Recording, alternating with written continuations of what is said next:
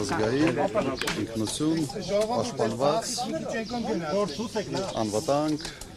բարեկեցիկ, Պարոն նախագահ, ընդդիմության շանսերը ինչպես եք գնահատում։ բարձր են գնահատում։ Պարոն Քոչարյան, եթե իշխանություն չկարողանաք ստանալ, ո՞րն է լինելու ձեր քայլերը։ Շատ են քննադատում ձեզ, որ դուք գնացիք խորհրդարան եւ աշխատեցիք բնականon, մինչդեռ մարդիկ սպասում են գուցե այլ քայլեր, ավելի ռադիկալ։ Այս անգամ ինչպես եք տրամադրված։ Կան հետընտրական պլան B։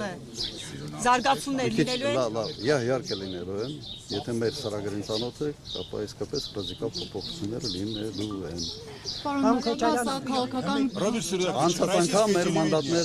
մեր մանդատները բավարար չէին, ուղղակի նպատակի հասնելու համար եւ եղել ենք ընդդիմություն, պայքարել ենք, ոչ մի տեղ չենք նահանջել եւ ռադիկալ անդիմադիր որպես ուժ, կարծում եմ ոչ մեկի մոտ կասկած չկա, որ հենց մենք ենք ամենից ռադիկալ։ Скажите, что вы ждете от этих выборов? Перемен. Каких? Хороших. Просто надо на самом деле остановить вот эту череду потерь, череду отступления от принципов, череду потери суверенитета и многое-многое другое. То есть нужны серьезные изменения. Учитывая отношения Пашиняна и Зеленского, если Пашинян выигрывает, Армения может стать военным союзником Украины? Не думаю, что она может стать военным союзником, но в сравнении с Зеленским вообще-то очень к месту. Да, они на самом деле очень похожи своим авантюризмом и своим просто беспардонным отношением к интересам собственной страны. Հակակոռուպցիոն կոմիտեն նաև ձեր դաշինքի վերաբերյալ է տեսանյութեր տարածում ենթադրյալ կաշառք բաժանելու հետ կապված սա ինչպես կմեկնաբանեք։ Ծանոթ չեմ այդ նյութերին, 3 հակակոռուպցիոն կոմիտեի բենեֆիսներ ամբողջ օրը ինչ-որ ձայնագրություններ էր տարածում, տպավորությունը այնպեսին է, որ այս երկրում բոլոր քաղաքացիները գաղտնալսվում են։ Եթե դուք օրինակ հաշտեք այդ մտքի հետ, եթե ուրիշները հաշտեն այդ մտքի հետ, թող քվերկեն այն ուժի համար, որ այս մթնոլորտը ստեղծեց։ Տեղաշոր են մտնում, խոհանոց են մտնում, ուղղակի խայտարակություն։ Ես այդպիսի բան չեմ հիշում, որ հարյուրավոր մարդկանց վրա բոլորը ընդդիմադիր անխտիր, քրեական գործեր, տնային կալանքներ ու եւ այլ, սա ուղղակի խայտարակություն։ Կներկայացնելով բացառում եք, որ ձեր ուժը ներգրաված է նման գործընթացներում։ Վախն եք աշխատում։ Վախը չի, իրենք կարծում եմ իրենք ուզում են վախ սերմանել, քանի որ Նիկոլ Փաշինյանը բոլորը գիտեն, որ շատ վախկոտ մարդ է, իսկ վախկոտ մարդը իր ֆոբիաները պրոյեկտում է քաղաքացիների վրա եւ մտածում են, որ այդ վախը մթնոլորտը տարածելով իրենք կստանան իրենց համար ցանկալի արդյունքը։ Չի ստացվելու։ Պարոն նախագահ, սա քաղաքական քամբեք է, դուք վերադարձաք քաղաքականություն, եթե քաղաքացիները ձեզ բավականաչափ կվետան, ինչու պիտի հավատան, որ վաղվա Հայաստանն ավելի անվտանգ է, քան այսօրվա։ Իսկ ինչու չպիտի հավատան։ Դե ծանր դառը փորձ ունեն այսօրվա։ Դառը փորձ, իմ ժամանակվա փորձը դառը չի, քաղցր փորձ է, 10 տարի անվտանգ երկիր է եղել եւ քաղաքացին անվտանգության մասին չի մտածել։ Մտածել է երկրի առաջնորդը, կառավարությունը, այլ ոչ թե քաղաքացին։ Տարբերությունը կարծում եմ էական է։ Իսկ հիմա ամբողջ երկրով քննարկում են անվտանգային մասին, մտածի անվտանգության մասին։ Ինչի համար ենք ընտրել կառավարություն, ընտրել խորհրդարան, ընտրել է, որ նրանք մտածեն այդ հարցերի մասին։ Պարոն Քոչարյան, եթե դուք չստանաք ընդդիմության մեջ ամենաշատ ձայները, դուք պատրաստ եք ձեր ձայները տալ ամենաշատ ձայներ ստացած քաղաքական ուժին ընդդիմությունից։ Մենք հայտարարել ենք, որ առավելագույն ձայներ ստացած ընդդիմադիր ուժը իրավունք ունի առաջադրել վարչապետի տեխնացու։ Սա ակնհայտ է, սա ինձ համար նաև սահմանադրությունից բխող հանգամանք է սահմանադրության ոչ ոգուց, այսպես տրամաբանությունից բխող է, այո, իհարկե։ Կներեք, Պարոն նախագահ, այս ընթացքում բազմաթիվ սպառնալիքներ են հնչել իշխող ուժի կողմից, մասնավորապես Փաշինյանից, կզցնելու եմ, սատկացնելու եմ, եռագլխի գլուխները կտրելու եմ եւ այլն։ Եթե ընդդիմությանը չհաջողվի ընտրվել, այս սպառնալիքները կարող են տեղ հասնել ձեր։ Նայեք, եթե մեր ժողովուրդը հաշտ է այդ կեղտոտ լեզվի հետ եւ կեղտոտ բերանի հետ, ուրեմն թող գնան ընտրեն։ Եթե հաշտ է այդ ամեն ինչի հետ։ Ուրեմն մի մարդ է, որը իր իստերիկ դրսևորումներով ցույց է տալիս, որ ավելի շատ sense պացիենտի կարգավիճակ ինքը պետք է ունենալ, այլ ոչ թե երկրի առաջնորդի։ Եվ այդ մթնոլորտը թունավորել երկրում նման բառապաշարով ուղղակի անթույլատրել է։ Սպառնալիքների մեծ մասը ձեզ էր ուղղված, պարոն Քոչարյան ասում էր, որ Ռոբերտ Քոչարյանը պետք է կյանքի մյուս հատվածը անցկացնի բանտում։ Մարտի 1-ի գործի հետ կապված։ Գիտեք, մարտի 1-ի մասին շատ է խոսում մեկ պատճառով։ Ինքը իրեն թվում է, թե մարտի 1-ով ինքը սրբագրում է 5000 իրեն կողմից բերած զոհերը եւ հսկայական կորուստները։ Սա է այդ մարդու ֆոբիաների դրսևորումը։ Ինչ վերաբերում է նստելու չնստելու, ես ապօրինաբար նստել եմ, արդարացվել եմ եւ հիմա ժամանակն է օրինական ձևով Նիկոլ Փաշինյանի համար շատ երկար նստելու։ Պարոն Քոչարյան, տեսեք, դուք ասում եք, որ ընդդիմությունը ինչ որ պայմանավորվածություն ունի, հա, որ ամենաշատ քվեստացածին մյուսները միանան։ Ես պայմանավորություն բառ չեմ ասել։ Լավ, Ինձ մի զրպարտեք։ չեմ զրպարտում, ինչպես։ Ես պայմանավորություն բառ չեմ օգտագործել։ Ես ասել եմ, որ դա բխում է սահմանադրության, տրամաբանությունից, ընդհանրապես Շատ լավ, սահմանադրության։ շնորհակալություն հստակեցման համար։ Հիմա տեսեք, մենք ունենք այսպիսի հայտարարություններ։ Նարեկ, ես միշտ ձեզ ստիպված եմ նում հստակեցում մտցնել, Միշտ ու ինձ չէ, տպավորությունը,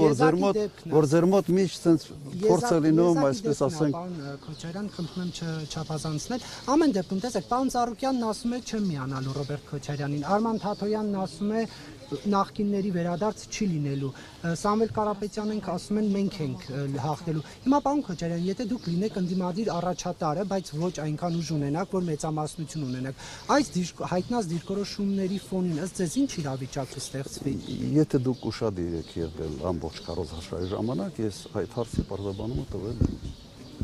Կրկնեմ, թե Կրկնեք։ փորձում եք հիշել։ Կրկնեք։ Նայեք, իշխանությունը ինչ էր անում այս ամբողջ ընթացքում։ Իշխանության թեզը հետևյալն էր։ Եռագլուխ, այս նույն մարդիկ են, բոլորը մասնակցում են ընտրություններին Քոչարյանի համար։ Այսինքն փորձում են հին ու նորի սև ու սպիտակի այսպես գաղափարը հետ բերել դաշտ։ Հնամաշ այլևս չաշխատող գաղափարը։ Եվ տվյալ դեպքում, երբ իշխանությունը փորձում է դա անել, իհարկե ընդդիմադիր տարբեր ուժեր, ընդգծելով, որ իրենք ինքնուրույն են, իրենք որդեգրել են այսպիսի բացատրություն։ Ես իրենց հասկանում եմ։ Բայց սա ավելի շատ, այսպես ասենք, իշխանությանը քարոզչության հակադրվելու գործիք էր։ Չէ, բայց քնեք, դա քաղաքական խոսք է։ Ուրիշ։ Պարոն Քոչարյան, դուք ձեր քարոզարշավին Какие главные вызовы для Армении, если европейская сказка Пашиняна победит? Европейская сказка как бы победить не может, потому что это такая сказка, может, красивая, в красивой упаковке. Вы имеете в виду, что, Если вы можете? Пашинян побеждает и продолжает. Это не побеждает европейская сказка, это как раз проигрывает рациональный смысл вообще развития государства. Потому что предлагается то, перспективы чего не видно абсолютно, по крайней мере, в ближайшие 20-30 лет. Поэтому здесь просто здравый смысл проигрывает, государство проигрывает, народ проигрывает. Если цена для того, чтобы один как бы человек, который, ну, очевидно, что он патологический лжец, просто по всем позициям, если речь о том, что выигрыш этого человека, это выигрыш для страны, ну, это катастрофа для страны. Պարոն Քոչարյան, Եթե ընդդիմությունը մեծամասնություն չձևավորեց։ շատ շատ լավ եք ճանաչում այդ պետությունը, քարոզարշավի ընթացքում կներեք ուղիղ չեմ կարող մեջ վերել, բայց այդ միտքը ասել եք մի քանի անգամ։ Հիմա այս քարոզարշավի ընթացքում Ռուսաստանից սկսվեցին խնդիրներ գործարարների դեմ, այսպես ասեմ, ամեն դեպքում արտահանման հարցում խնդիրներ եղան։ Օրինակ դուք, որ ասում եք ճանաչում եք Նիկոլ Փաշինյանի վստահության քվե ստանալուց հետո, որ իշխանություն դառնա, դուք ինչ եք կանխատեսում, Ռուսաստանի հետ հարաբերությունները կսրվեն, թե հակառակը Փաշինյանը, որ բազմիցս ասել է, որ լավ հարաբերություններ ունի, Նիկոլ Փաշինյանը վստահության քվե չի ստանալու առաջինը։ Այս գիտեմ, որ ինքը փորձում է ասել, որ սա տեխնիկական հարցեր են, սա այս կարգի հարցերը միշտ լինում են, հա, դա տեխնիկական հարցեր չէ։ Նաև եթե չեմ սխալվում, մի թեզ են, ես վերջի մի քանի օր առաջ մաղում, թեզը հետևյալն է, որ չկա ընթացակարգ ԵՏՄ-ից հեռացնելու։ Չէ, այդպես է ասում, որ այստեղ կոնսենսուս է պետք եւ այլն։ Իսկ կա ընթացակարգ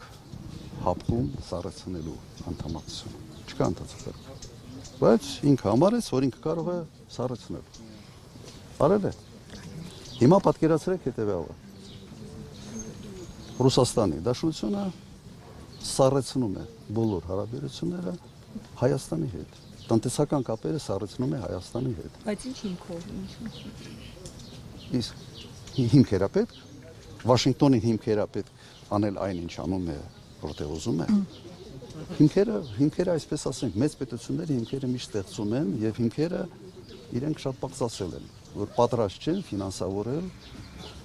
Հայաստանի ճամփորդությունը դեպի Եվրոմիություն, քանի որ Եվրոմիության հետ Ռուսաստանը այսօր թշնամացած վիճակում է։ Հետևաբար, եթե Ռուսաստանը միակողմանի, այսպես ասենք, տնտեսական կապերը սառեցնում է Հայաստանի հետ, դա համարժեք է ամբողջությամբ ԵՏՄ-ի հետ սառեցմանը։ 98% Հայաստանի կապերի տնտեսական Ռուսաստանի հետ է, ոչ թե ԵՏՄ-ի այլ անդամ պետությունների հետ։ Ըստ դե ֆակտո դու հայտնում ես լրիվությամբ նույն վիճակում, ավելի վատ վիճակում նույնիսկ, քան եթե ինքդ sense հոժար կամքով դուրս գայի։ Իսկ պարոն նախագահ, եթե բայց ինձ հասկացեք, հեքիաթներ մի արդեն կամ փորձ հեքիաթները դա ոչ մեկը չի ֆինանսավորելու, ինչ որ 50 միլիոն խոստացել են այս նախընտրական խոստումը։ Երկու օր առաջ Հունգարիան մի որոշում կայացրեց, օրինակ միգրանտների մասին։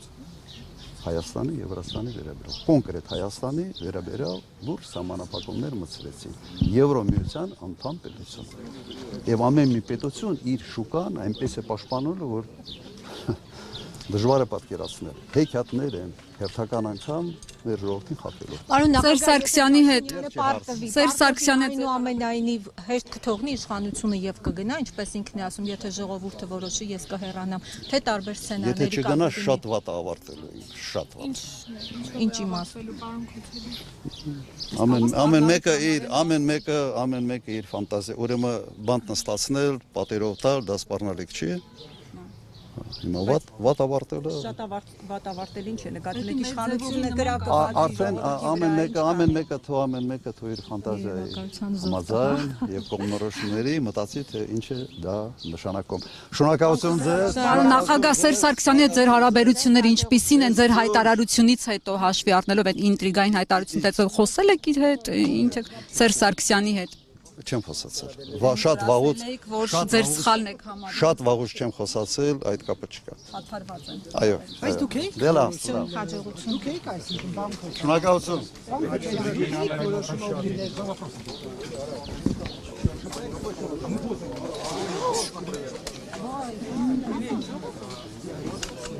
Ожидали вообще, что будут такие репрессии? Ну, конечно, ожидали. Конечно, ожидали, потому что они подключили просто весь репрессивный механизм. И вчера я сказал об этом, был бенефис антикоррупционного комитета. Там каждые полчаса они дают какую-то информационную составляющую, связанную там с какой-то ерундой. Весь смысл просто изолировать наших активистов, оппозиционных активистов и дезорганизовать работу штабов. Другого объяснения здесь нет. Сейчас это происходит? Вот, Сейчас, выборы? да, это происходит. Утром тоже людей там изолировали. Но я понимаю, что через 48 часов отпустят, но эти 48 часов эти люди должны были активно работать с населением.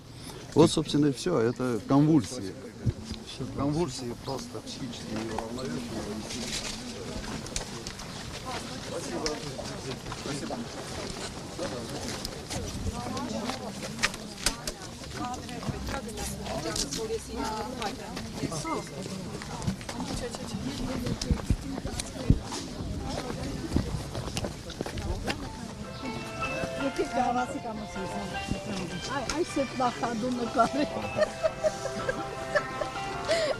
Բարև ձեզ։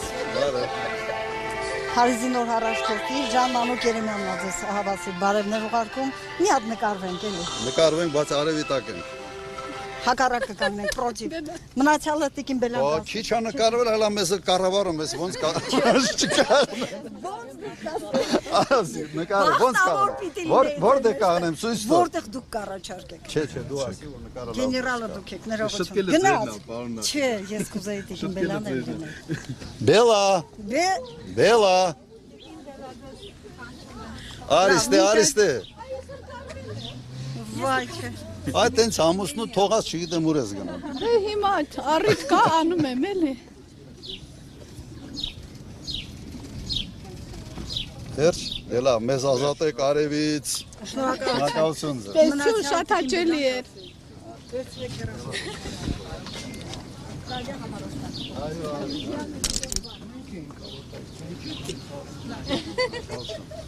Ստեսություն պարոն, ստեսություն։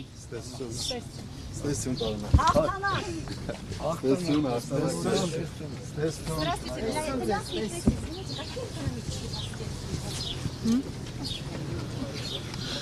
Վայ։